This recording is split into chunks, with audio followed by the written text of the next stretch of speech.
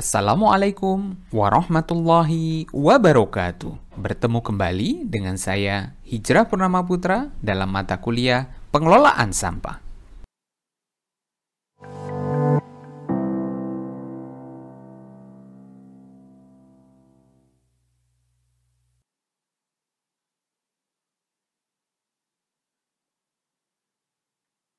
Alhamdulillahirrabbilalamin, kita bisa bertemu kembali dalam pertemuan yang kelima dalam mata kuliah Pengelolaan Sampah.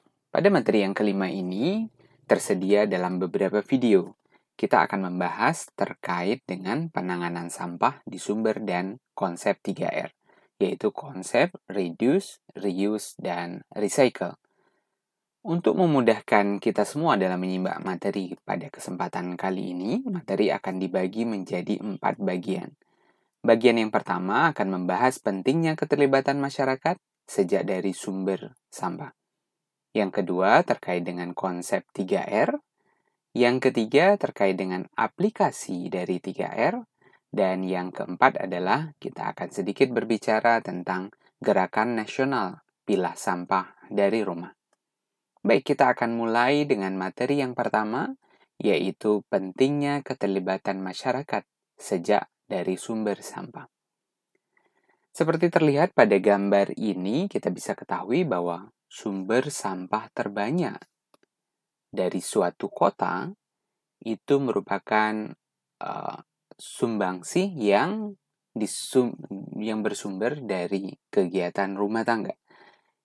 Dari gambar di sebelah kiri, kita bisa lihat lebih dari 50% sampah yang ada di sebuah kota itu sumbernya dari kegiatan yang rumah tangga. Baru diikuti oleh kegiatan-kegiatan yang lain.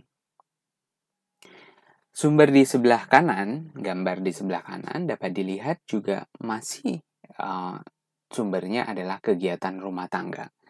Jadi artinya ada beberapa sumber dengan tahun yang berbeda, tapi masih menunjukkan tren yang sama, yaitu penyumbang terbesar sampah sebuah kota adalah kegiatan rumah tangga.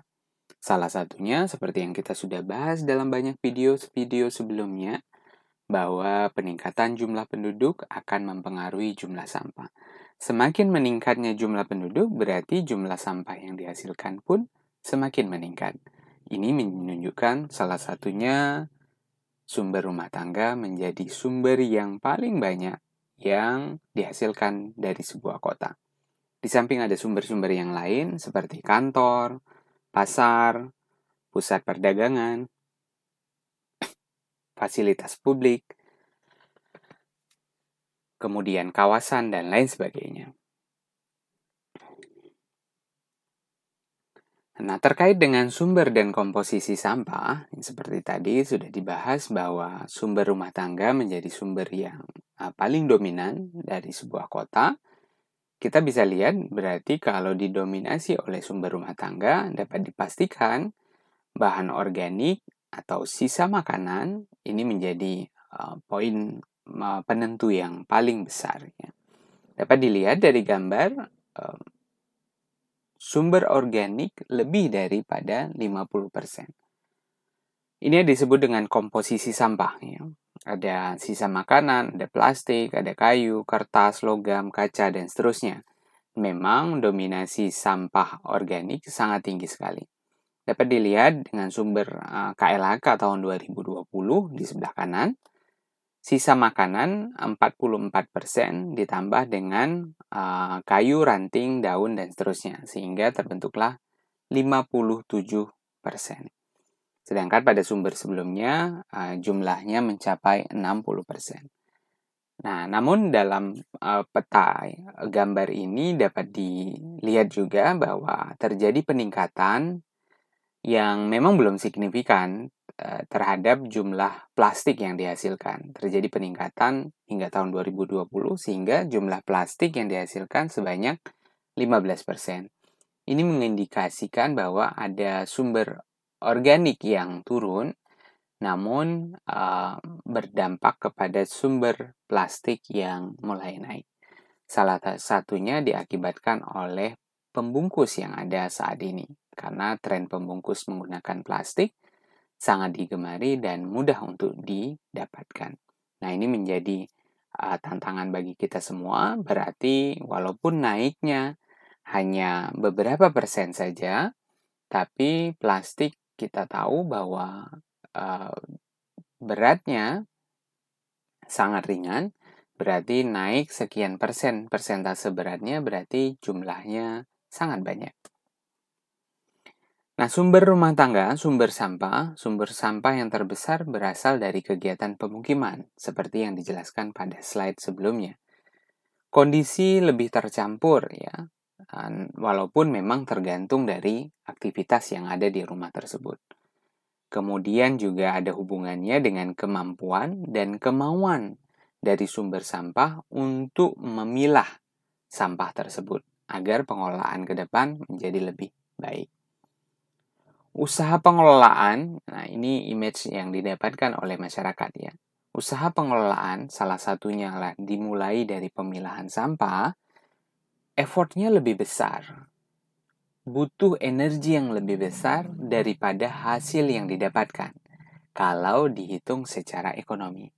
Oleh karena itu, banyak pendekatan yang dilakukan oleh pengelola-pengelola sampah di sumber sampah tidak lagi berbicara masalah ekonomi, ya, tapi berbicara masalah dampak lingkungan, kesadaran, nilai-nilai keislaman, atau nilai-nilai religius, dan juga bolehlah ditambah dengan beberapa konsep ekonomi. Terkait dengan komposisi sampah, jenis-jenis sampah yang terbanyak memang organik dari segi persentase berat. Anorganik khususnya plastik, kertas, dari segi volume memang sangat banyak. Jadi dia memiliki berat yang lebih ringan dibandingkan sampah organik. Jadi dari segi volume lebih banyak dibandingkan dengan sampah organik. Memiliki tantangan dalam pengolahannya, pasti ya, karena dia menempati ruang yang lebih besar, volume yang lebih besar. Jadi masalah yang paling utama adalah bagaimana mobilisasi dari satu tempat ke tempat yang lain. Kesannya di masyarakat, sampah anorganik lebih mudah untuk dikelola. Kesannya ya. Sementara organik menjadi masalah.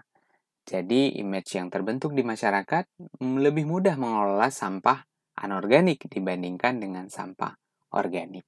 Nah, pelan-pelan kita perlu luruskan agar sistem pengolahan sampah berbasis rumah tangga dapat terus dilakukan dengan baik.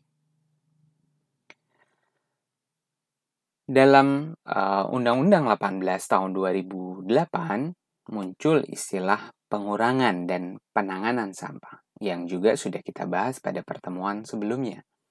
Pengurangan terbagi menjadi 3 bagian besar, yaitu pembatasan timbulan sampah, pendaur ulangan sampah, dan pemanfaatan kembali sampah.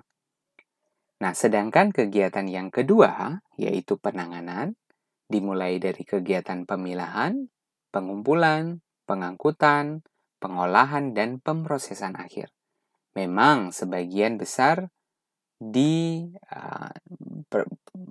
tanggung jawabnya ada di kegiatan yang dilakukan oleh sektor formal atau yang dilakukan oleh pemerintah daerah. Dilakukan di sumber sampah.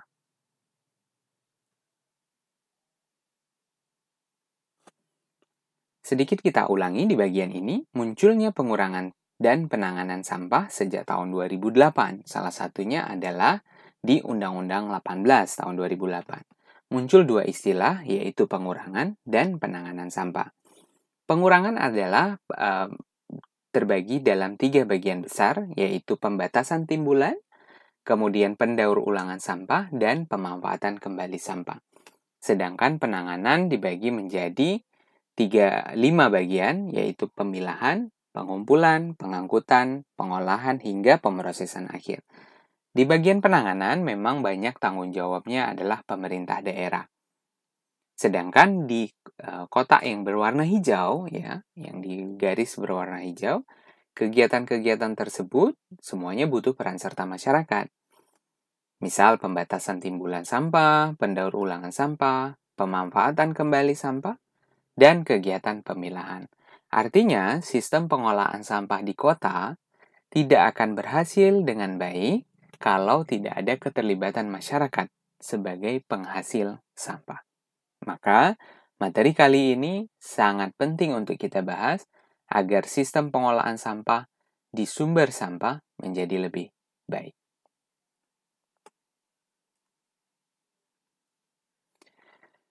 Hingga saat ini, pengurangan dan penanganan sampah atau pengolahan sampah yang baik dan benar hingga tahun 2018 sudah mencapai angka 32%, dengan pembagian pengurangan 3% dan penanganan sebesar 29%. Sementara targetnya di tahun 2025 tercapailah angka 100%, yang terbagi menjadi dua, pengurangan 30% dan penanganannya sebesar 70%. Hingga tahun 2020 diklaim sudah mencapai angka 49,2%. Artinya sudah hampir 50% ya. Sudah hampir setengahnya dari target yang diberlakukan di 2025. Pengurangannya masih 14,58% dan penanganannya ada 34,6%. Nah, tugas kita bersama bagaimana pengurangan itu bisa mencapai di angka 30% dan penanganan bisa. Nah, sedangkan penanganan masih 34,6%, mudah-mudahan dapat tercapai menjadi 70%. Tantangan kita bersama bagaimana mendesain sebuah sistem pengolahan sampah yang baik agar target ini dapat tercapai. Targetnya untuk kita semuanya, salah satunya untuk kesehatan kita bersama. Kita akan membahas bagian berikutnya pada bagian video berikutnya.